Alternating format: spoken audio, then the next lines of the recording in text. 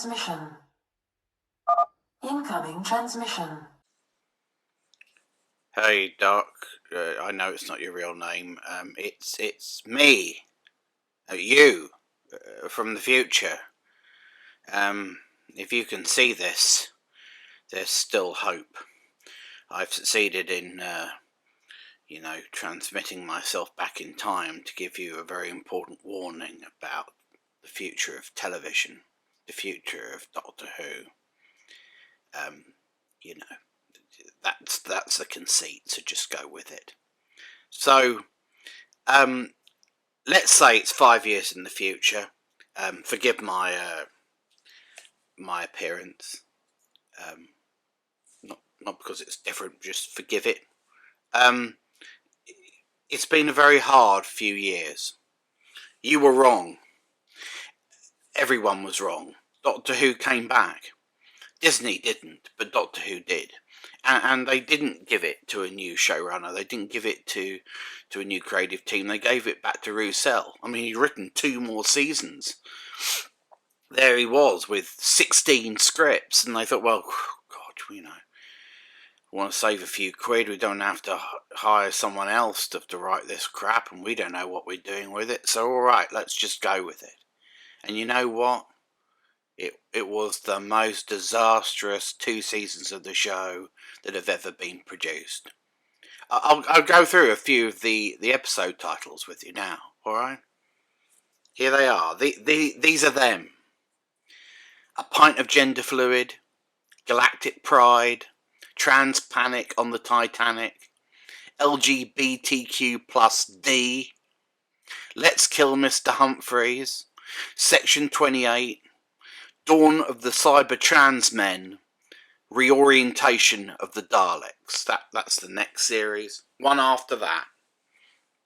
12 Millennia, Sontaran Slave, The Polyamorous Planet, Acquired Immunity to a Developing Society, Robin's Hood, Giovanni's Room in the TARDIS, The Last Voyage of Admiral Duncan, and The Fist of Rassilon. You know, to think some people thought the show was woke. The final episode was watched by 300,000 people, all of them YouTubers, all on a hate watch, not a single original Doctor Who fan.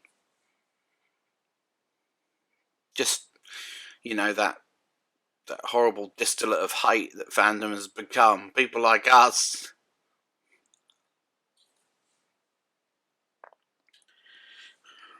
God, you should have... Trans Panic on the Titanic was the worst. The twist is ridiculous. You didn't think a liner could be attributed a sort of gendered status, would you? But look, if you're seeing this, there's still hope. None of this has to happen. It can still be avoided. But in this, your final address to the good people of the world and to Rouselle, you've got to convince him and the BBC not to go down this road. You've got to convince Rouselle to step aside with a job not quite well done and say to the BBC, look, this is your golden goose. This is one of your most famous international brands, one of your big legacy shows. It can be better. It can be made with care and with love, and not be used. But you're going to have to really sell it. You're going to have to pitch the fuck out of it this time. You've got to make them listen to you. If you don't succeed, that's it. Not only will those 16 episodes go out, but the show will never come back. How can it come back after the Fist of Rassilon? So, it's not fair. It's not fair it falls to you. It's too big a burden for any one man, but fate has decreed that you, and you alone, must save Doctor Who in your next address. So, good luck, old man, and Well, if I'm still here tomorrow, you know, I suppose I'll know you failed. You always were a useless piece of shit, weren't you? Sorry, getting that in just in case you don't succeed. Anyway, good luck.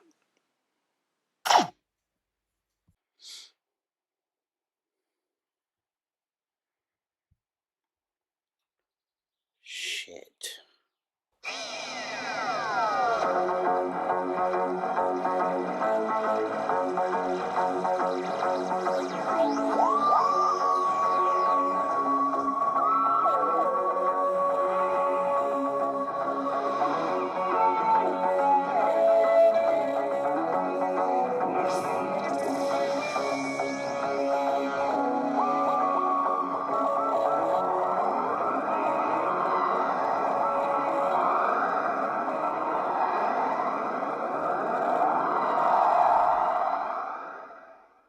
Right, okay, future me, Rouselle, the BBC, I'll do my best. I don't know if there's anything I can say that can save Doctor Who. Maybe it's too far gone. Like a patient with two gangrenous legs. I suppose we could remove the legs, but maybe it's sepsis. I don't. Anyway, no, let's not get unduly burdened with that. All right. I'll make my pitch. Rouselle, my pitch to you is to quit and let someone else take over. Maybe somebody who,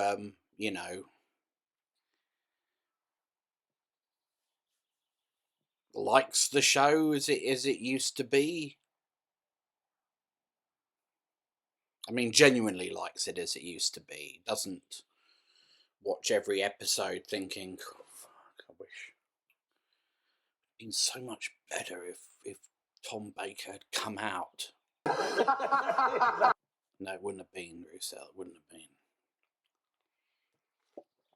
I'll address. Look, Rouselle, you sit down.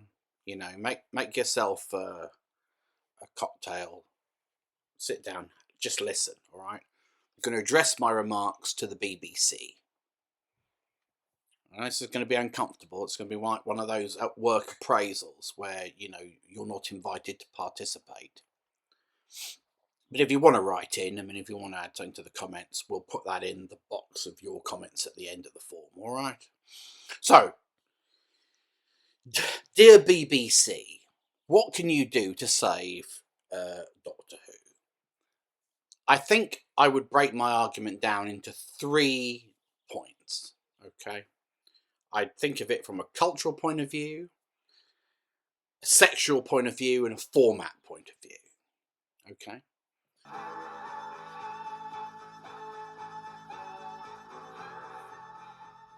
What do I mean by culture?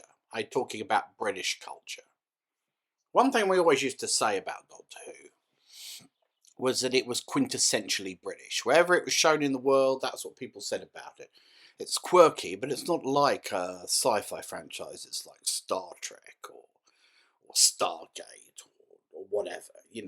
Doctor Who is British, isn't it? Now, what do we mean by British? We've got to be careful about this. We're not talking about one-dimensional representation. We're not talking about characters just being white and, from Surrey. We're not talking about that. We're talking about a tone, an idea, a way of looking at the world.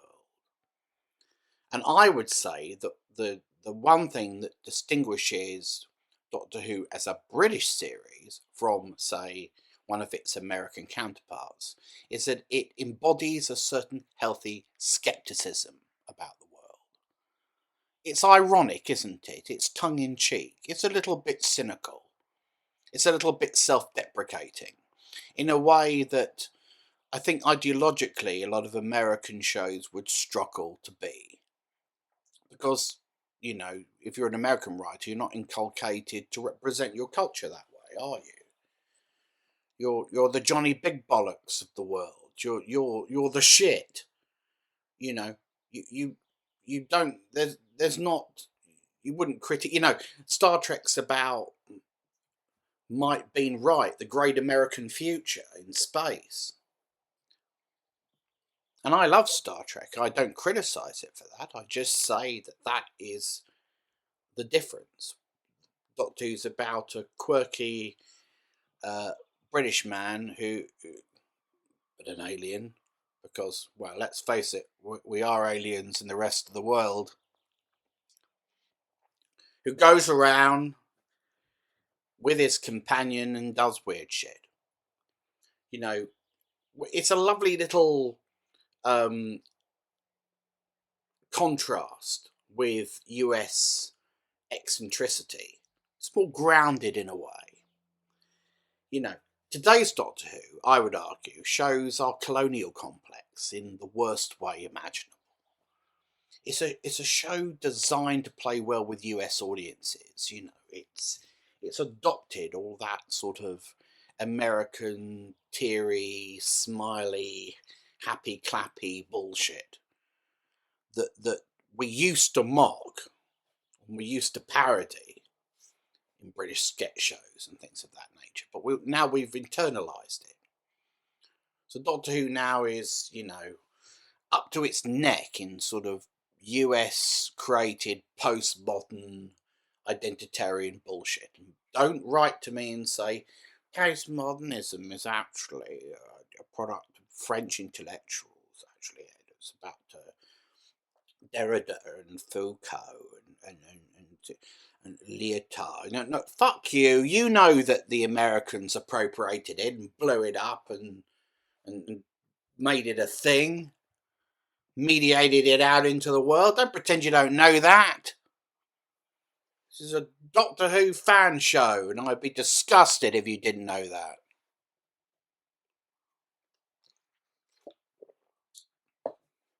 Right, so look, 20 years ago, we'd have been laughing at this nonsense. Now, by the way, that is not to say that we represent, you know, people from the trans community as freaks or outliers, or we don't have the disabled on the show, or any of that other nonsense. It's just about saying that the emphasis should be about naturalising the presence of such characters in the narrative, not drawing attention to their difference. That's the British way, isn't it? We don't say, let's concentrate relentlessly on how you are different from me, and in doing so create a division between us. We say, let's look at what we have in common. And what we used to have in common was the Doctor, but we'll come back to that in the next section. You know, Doctor Who is a BBC programme, and until very recently it was paid for by British viewers, and they're entitled to see something of their own culture reflected back to them. All of their culture, but in a way that is universal and uplifting, not bitchy and you know, exclusionary to the point of saying 90% of the audience aren't welcome. Doctor Who should embody a certain British sensibility, as it did before, and it should again, because if it doesn't, it's just going to become another bit of IP, another bit of corporate bullshit that goes out into the world and that is received broadly the same everywhere. No. We want audiences around the world to identify with us as a people, not the other way round. I don't give a fuck what an American thinks of this show. And I don't care how it plays, you know, in other parts of the world. I want it to be something which works for us. It's for us. It's our thing.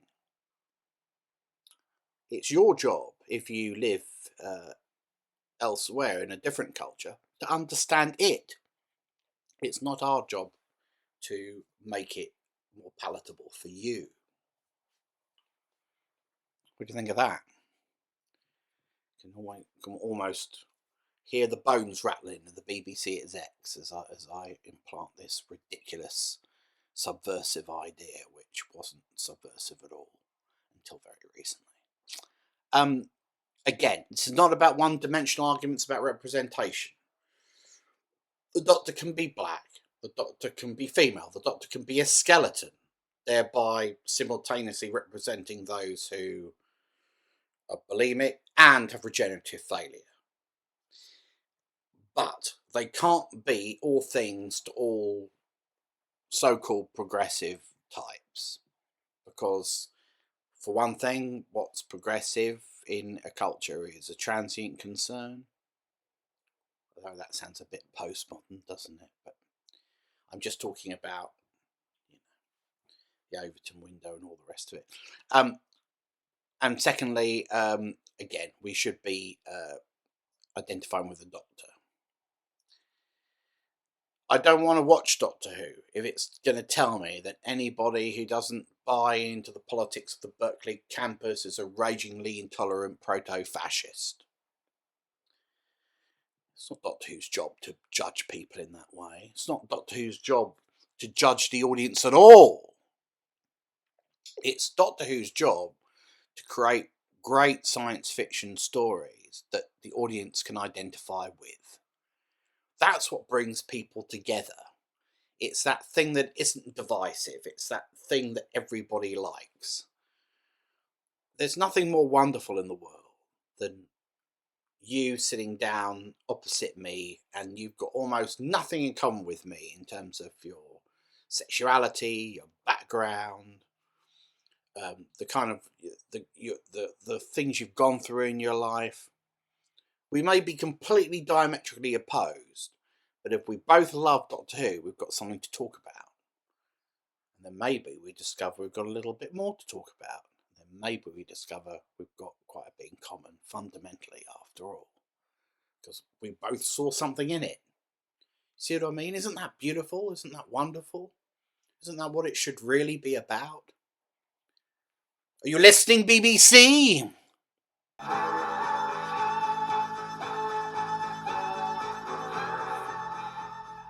That brings us to sexuality.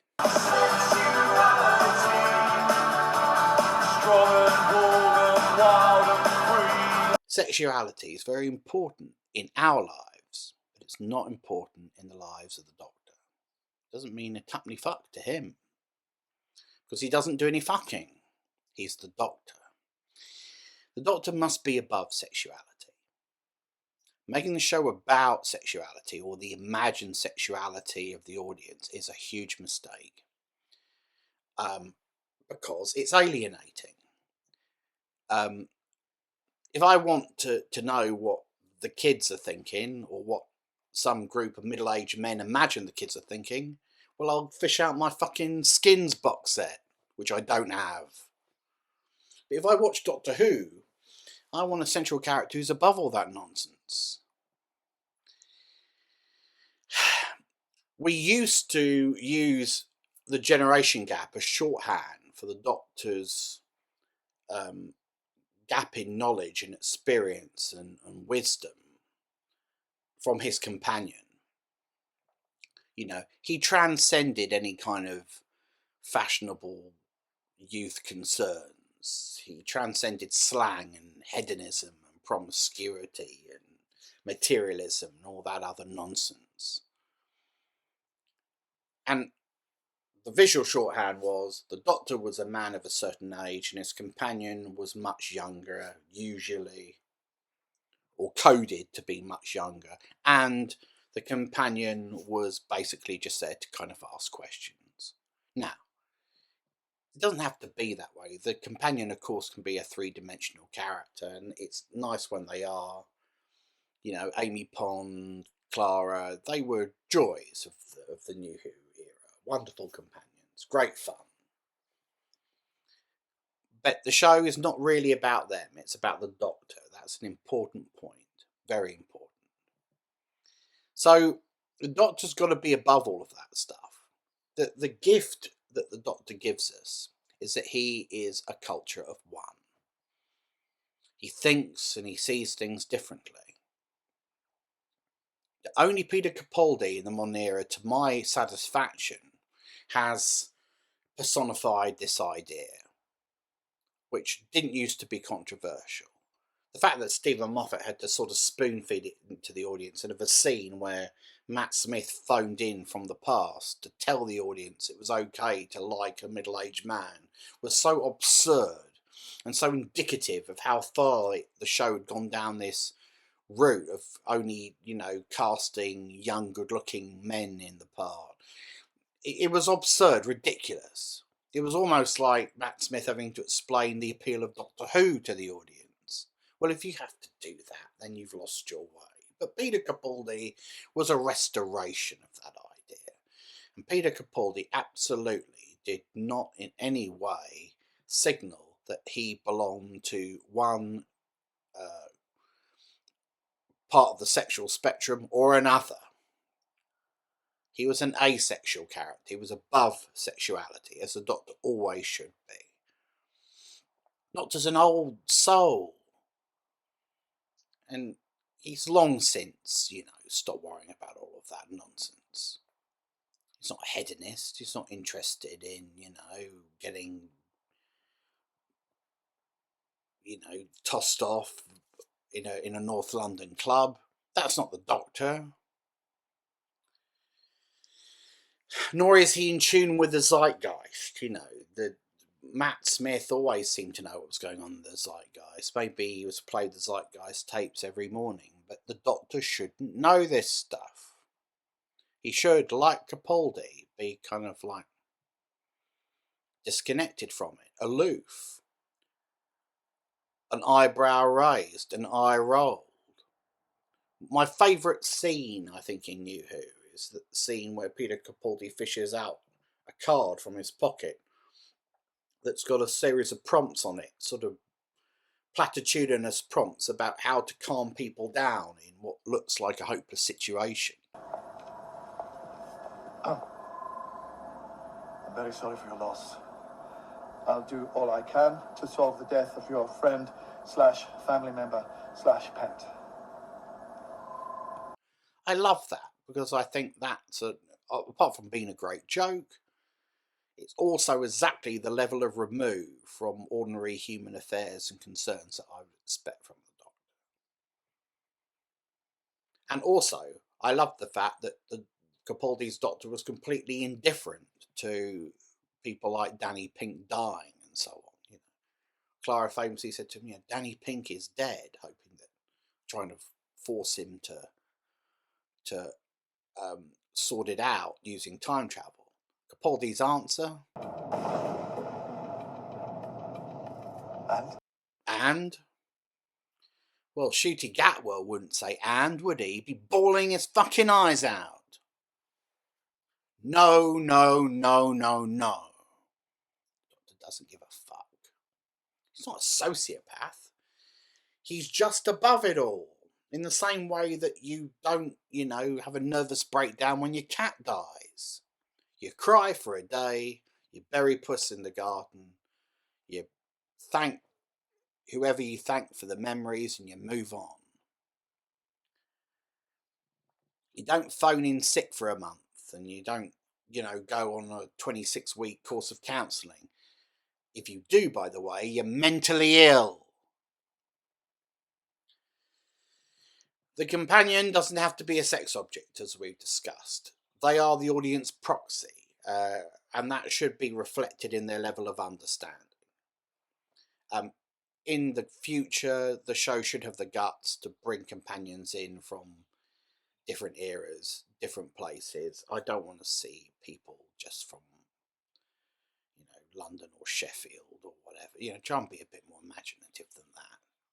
Again, we only have to identify with the companion in terms of our level of comprehension as to what's going on in each area. Once we've moved beyond Earth and we're on Station Argo 9, it doesn't matter where the companion's from. We're all in the dark, aren't we? And therefore, we'd all be asking the Doctor the same questions. Yes? If the Doctor and his companion are the same, in the sense that they're both libidinous 20-somethings or young 30-somethings, then the essence of the show is lost. Do you understand? You know, he can't be you, and he can't be me. The Doctor is that guy who's completely unlike anyone we know. You don't meet him at work, you don't meet him in the pub. He's not the guy that you bump into when walking the fucking dog. He's not that nice guy from the local corner shop you know. He's not the guy from the gym. He's not the guy who you meet in your club on the weekend. The Doctor is an alien who is thousands of years old. And the perfect performance balances these things so that we can believe, suspend our disbelief that whoever is embodying the Doctor reflects that otherworldliness and that wisdom. You know, what have we had since Capaldi? A fucking Magaluf holiday rep who found the keys to the TARDIS and went on a time bender with Yaz and Graham and all those other bores and John Bishop. And we've had Shooty Gatwa, your gay best friend. Wonderful. God, it's such great fun to be around him. But he's not the Doctor. Peter Capaldi's the Doctor, isn't he? Tom Baker's the Doctor. Sylvester McCoy's the Doctor. Yes. Nothing wrong with Shooty Gatwa's performance. Shooty Gatwa's a very likeable actor. So this is not a criticism of him. He's just miscast. Because he's been encouraged to play it a certain way, and it's been written for him a certain way. It's been written to be, just a sort of Rousselle's idealised Doctor. A Doctor you can fuck. But you can't fuck the Doctor. Put it on a t-shirt. You can't fuck the Doctor. And the Doctor will never, ever, ever fuck you. I understand why Rousselle's changed this. He wants the show to be about today, man. He wants it to be about transient politics. He wants to look back on the 70s and spit on them. And he can't do that if the Doctor's above it all, because then he doesn't have a vehicle through, doesn't have a mouthpiece for his own ideas. But the Doctor shouldn't be a mouthpiece for the showrunner of the day. The Doctor should be a character that sort of tells you what he's going to say. If you write for the show and you know the Doctor, you kind of know the sorts of things the Doctor would say and wouldn't say. Good writers would look at some of the dialogue in the Chibnall era or in the RTD2 era and say, I don't think the Doctor would say that. Red pencil. In short, we should identify with the Doctor. The Doctor should not identify with us.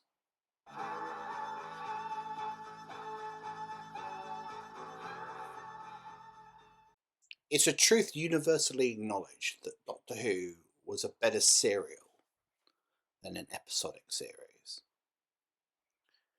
It's a remarkable show because it can be said anywhere at any time. But part of that is allowing each story to breathe, allowing each new setting to bed in, each new set of characters ideally to develop. And that's much easier to do if you've got a feature-length running time than an episodic running time, I would suggest. I want shows that have got a little bit more scope to them, a little bit more scale. If the show is a serial, individual episodes are less disposable. I don't think anyone would have commissioned a 4-part Interstellar Song Contest. Do you? Or maybe you do, maybe you're mad, but no. It's great for a one-off, a flick off the wrist.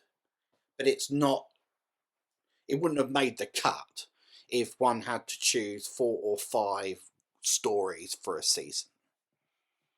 they'd each have to mean something, wouldn't they? They'd each have to advance the overall season arc, if there was one. They'd have to be meaty. I used to say that I think that Jack Thorne, for example, somebody like him should write them, and Stephen Moffat should come in and add the jokes, and then you'd almost have a perfect series.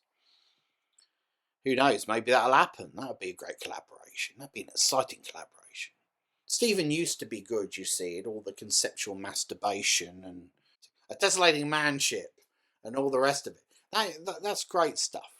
And he used to have a lot of fun with the time travel aspects of the show. But he was a terrible dramatist. Well, why not hire a great dramatist? Why not strive to create stories which have real heft and real weight? Pepper them with the odd bit of surrealism. That, I suggest, is great Doctor Who. Robert Holmes used to do that all by himself. Boy, do we miss him. Doctor Who's format is the most adaptable in TV. When playing with the time travel aspect, you can set it in any period. Now, if it's earthbound, there's a chance to tackle different aspects of history, but the show is always, on TV at least, particularly recently, done this in a bit of a thunderingly literal way. Chris Chibnall, for example. Oh God, let's go back to making it a really didactic series for the under 10s. So we'll have a Rosa Parks episode. Fuck that. Right? Let's do this. Let's sit down, watch all of Adam Curtis's documentaries together, pull out the really weird, obscure shit from history that we think might work as a Doctor Who story, and play with that and have that as our structuring idea. This is a series of films about how this strange, paradoxical world came to be created.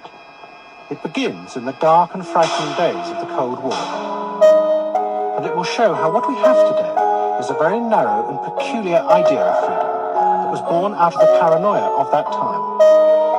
It is based on an image of human beings as selfish, isolated, and suspicious creatures who constantly monitor and strategize against each other. The films will show how politicians and scientists came to believe that this idea of human nature could be the basis of a new type of free society. But what none of them would realize was that within this dark and distrustful vision lay the seeds of a new and revolutionary system of social control. It would use the language of freedom, but in reality, it would come to entrap us and our leaders in a narrow and empty world. I'd love to see a Doctor Who episode called Fuck You, Buddy. I mean, that essentially is what every episode has been called in the last 3-4 years.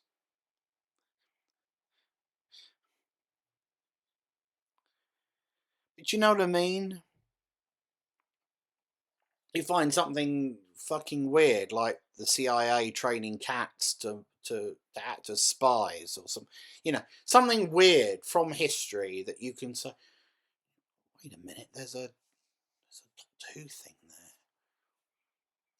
Use Doctor Who to teach the audience about things that they would never know and can't find out from their GCSE history textbook. Make it more of an adult focused show. Think about the New Adventures, the wonderful set of novels that kept us all going in the 1990s. Well, some of us anyway. That should be the level. That should be the tone. Let's double the show's IQ. Let's make it a show you can't afford to miss because you don't know what unbelievably weird shit you're going to get into this week on Doctor Who.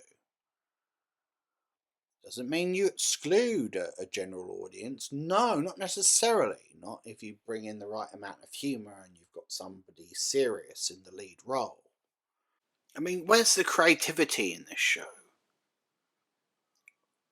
Where's the ambition to reach this massive cohort of intellectually curious people out there who are screaming for a homegrown science fiction series of great intelligence and imagination.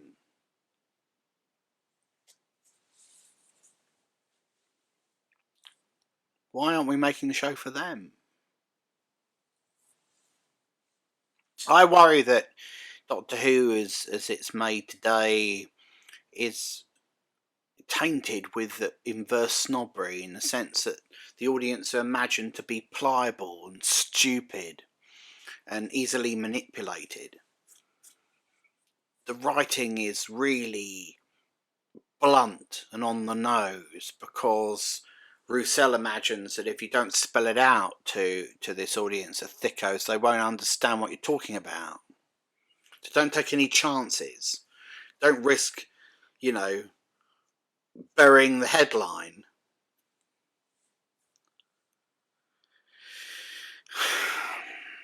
It shouldn't be about petty political point scoring, though, should it? That's not what Doctor Who is about. It's time to bring it back to a big audience, but a big audience that's thirsting for something more. An audience that perhaps has grown up with New Who in the last 20 years and is now ready to be talked up to. Imagine that. So that is my prescription for a better Doctor Who. A show that's British in its scepticism and its intellectual curiosity and its wryness and its irony, but a show that still has an essence of romance, a show that still asserts certain things to be true in this world and worth fighting for. Not a morally relativist show, but a show that cares about certain fundamental principles, and yes, those can include, inclusivity and diversity, if you like, but in a way that is not overtly didactic and therefore jarring. A story should never stop for a party political broadcast. Do you understand? We want a show that's blind to sexuality, so the entire audience, regardless of their persuasion or their orientation or what have you, can identify with the Doctor and his crusade, or his accidental adventures, as they sometimes are. And we want a show that's ambitious in its storytelling. A show that's not afraid to go anywhere at any time, but is not yet politically correct enough that it's, happy to still call monsters monsters. Although that is a problematic term, isn't it? I mean, monsters are just creatures that don't fit our sort of humanoid archetype. It's outrageous, really, we use the term monsters. Don't you think? Except when it is appropriate. We want a show that doesn't punish people, ideally, for not being part of a subculture or a minority. You'll have to forgive me. I know I must appear extremely boring and run-of-the-mill to the vast majority of people watching this video, but I dare to suggest that there's a Doctor Who for me too. Is that okay, kids? Is that right? So what I'm going to do now is I'm going to go and watch The Reality War, which promises to in no way be about identity politics. I'm sure that's absolutely not what it's about. And you will return following a slash and maybe a cup of tea to find out what I thought of it. And I'm almost certain that the things that I've just discussed will be in some way incorporated into that review. I'll see you soon. Well, actually, now.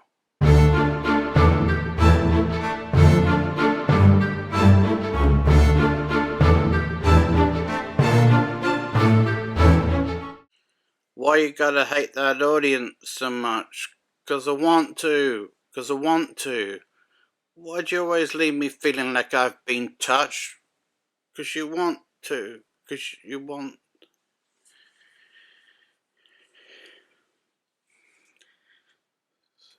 Billy Piper joke.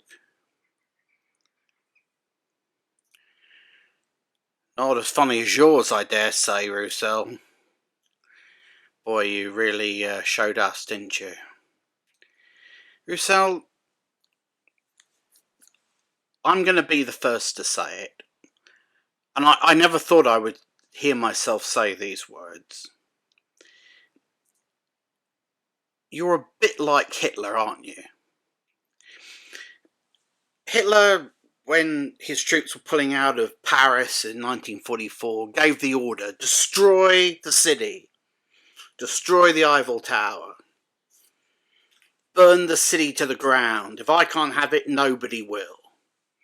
Fortunately, one of his generals looked at Paris, beautiful Paris, and said, no, I won't do it. I won't carry out that order. But I suppose the advantage of you owning Bad Wolf is that there's nobody to stop you, is there? There's no second in command. There's only you. So when you handed in your script to, Disney for budgeting purposes, and they saw there was a scene at the end where Billy Piper appears, nobody could stop you doing it, could they? They couldn't say, gee, Rouselle, do you think maybe you should cut it? Maybe like cut the 10 seconds off the end? Then, if the show doesn't come back, well, you haven't tied anybody's hands. You haven't bound anybody's hands. You see what I mean?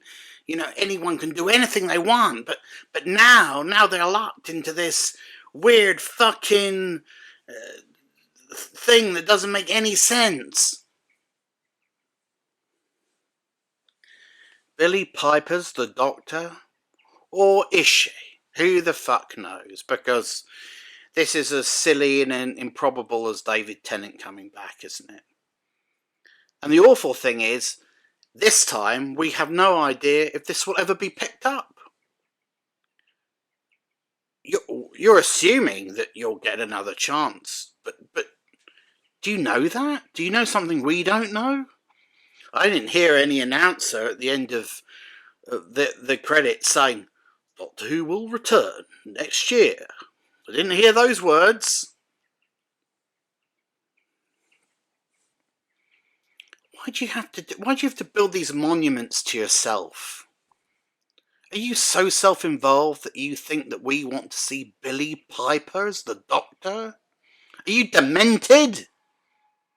Billy fucking Piper? She was just about bearable as a companion the first time around. You want us to imagine her as the Doctor. I suppose now it makes sense. I thought Jodie Whittaker's reappearance in this episode was you sort of tipping your hat to the three Doctors, which really only features two of them for the most part. But I thought that was your little nod to that, with Omega and all the rest of it. It was depressing to see Jodie again. Great when she returned to Magaluf.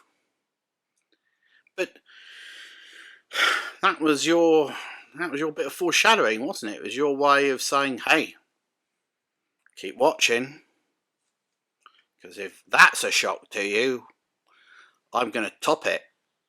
You think Jodie was annoying and poor casting as a Doctor? Wait until you see what I've got in store for you. It's going to blow your fucking mind. Blow it to bits!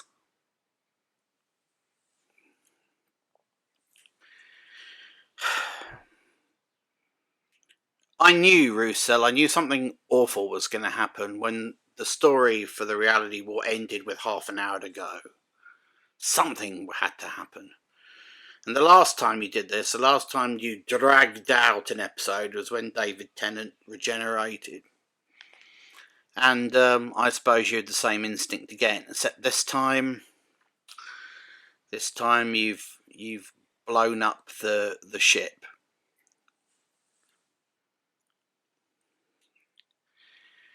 Wow.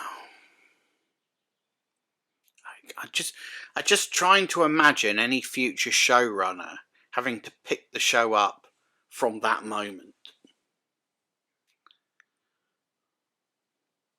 Boy, you really have gambled here, haven't you?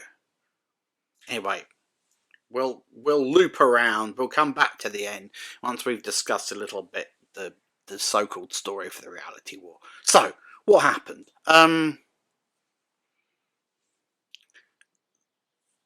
They released Omega. He was a big skeletal form.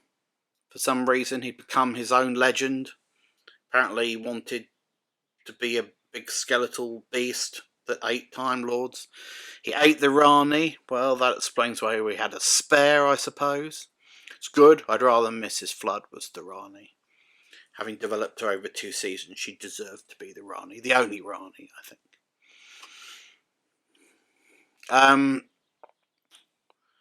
All the unit people came back. They were all chipped like pets, which I thought was very funny. I'd let them go. I'd hope they wouldn't come back. I hate Unit. I've decided I hate Unit, and I hate the fact there's a Unit spin-off. No one wants to see Kate, Jimmy, Chips the robot, and all the rest of them, and, you know, Hot Wheels fighting sea creatures. No one at all. I don't give a fuck who you are, you don't want to see it.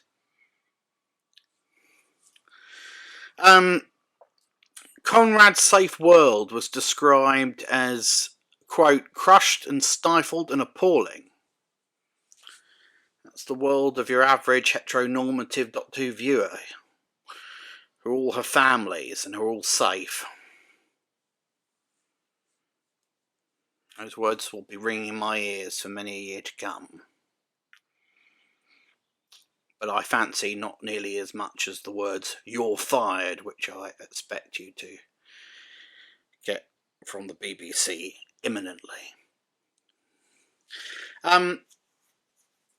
There was a hilarious scene where wheelchair lady came alive, or, you know, woke up, and she fired up the wheelchair and left a pair of fire trails behind.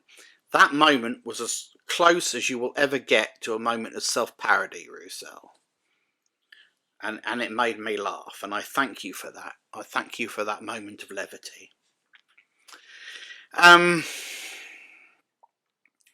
There was lots of fuck yous in this episode.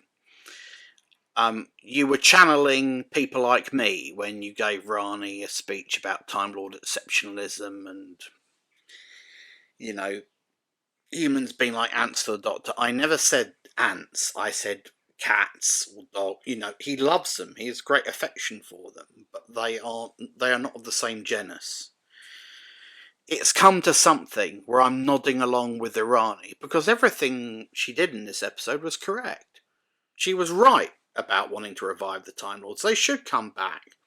It was cultural desecration to kill him in the first place. Your first mistake. Making them sterile was a huge fuck you to the audience. Why not bring back the Time Lords? Why not bring back Gallifrey? It's always a great point of interest in the show. Are we now saying it can never be? What have you got against the Time Lords? Is it because in the way that they act and speak and being culturally distanced from us, they remind you of the tone and attitude of the show as it was in the 70s? Is that why you hate them? Because you associate them with Doctor Who as it used to be? You know, before you vandalised it.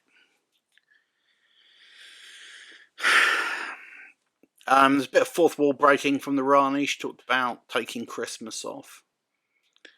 But then, I suppose in the context of the whole time being askew, them all living in a sort of reality bubble, it not quite being the right timeline, well, maybe they were all self-aware. Maybe that was part of Conrad's wish, or something. I'm not sure. I don't really give a fuck, to be honest with you. I'm just too tired to care. I don't really know what else to say about the story, other than it was just a sort of a strange set of abstract fantasy cliches, which were resolved, I suppose, to a reasonable degree of satisfaction. But there was no substance in it, really. I didn't care about the Doctor's child. I hated the idea of him having a child. So the truth is, I was kind of willing Poppy to vanish out of existence and not come back. And when she did come back, I was so relieved that she wasn't the Doctor's daughter, I nearly cried. You'd have sat next to me and watched those tears swell in my eyes and thought, I've got him, I've got him. Something I've written has affected him. No. I was relieved that you hadn't made another monumental mistake. The Doctor did say something at the end, though, which was good. He said, and I'll quote him here, "Beautiful things can be forgotten, but they still happened somewhere." Yeah, true. 26 seasons of Doctor Who are still out there. They've been sectioned off on the BBC iPlayer, maybe sectioned off in our cultural memory, but they still exist. And they're beautiful. And you can't touch them. They're still out there. Now, I'm not saying good things haven't happened since 2005. They have. But you have manifestly had very little to do with them. David Tennant was good casting as a Doctor. He was a good Doctor in some ways. But truly, if we're being honest, the only successful seasons of Doctor Who since 2005 have been Stephen Moffat's. And he ran out of juice long before the end. But he had the right idea, and he had the right tone for the most part. And he had wit, which you absolutely do not have. His contribution alone kind of validates the whole exercise. But it's still been a terrible waste of time and money for the most part.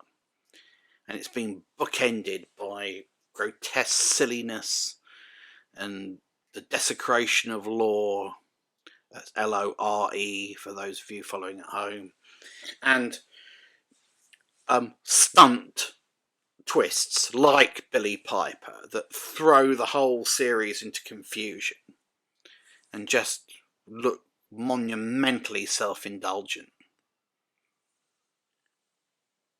You should have cut the last 10 seconds.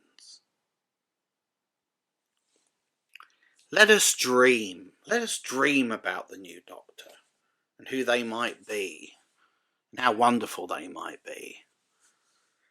What you've actually done is created a situation where millions and millions of people will be desperate that the show doesn't come back because they don't want to see another second of Billy Piper as the Doctor. 5 seconds was enough for me.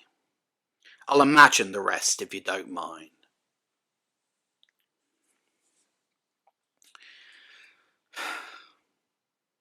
So I guess that's it. I feel desolate at the end, Rouselle. Never in my life did I imagine I'd want Doctor Who to end, but I do. I don't want it to come back. I don't want it to come back with you. And I certainly don't want it to come back being headlined by Billy Piper. That's not a world I want to live in. And that's my wish. My wish is that this all goes away. You, the Disney dollars, this idiotic approach to making the programme. I'd just like to see it disappear. And be replaced by what? I don't know. Hopefully, somebody who's serious. Somebody who treats the show with the reverence and respect it deserves, while respecting the audience, who after all, despite you hating them, built the thing in the first place. That's right. Without them, you wouldn't have had the gig. There wouldn't have been anything to do. There would have been no programme to revive. You brought it back, and you've killed it. That, I suppose, is the circle of life. I wish I had a speech. I wish I had a speech to go out on. I don't really. So I'm going to take one from the last episode. A little bit of dialogue that frankly was better than anything you've ever written, anything you ever will write. It was sort of poignant in its way. You see, Rouselle, there are worlds out there where the sky's burning, the seas asleep and the rivers dream. People made of smoke and cities made of song. Some of there's danger, some of there's injustice, somewhere else the tea's getting cold. Fuck off, Rouselle. I've got work to do.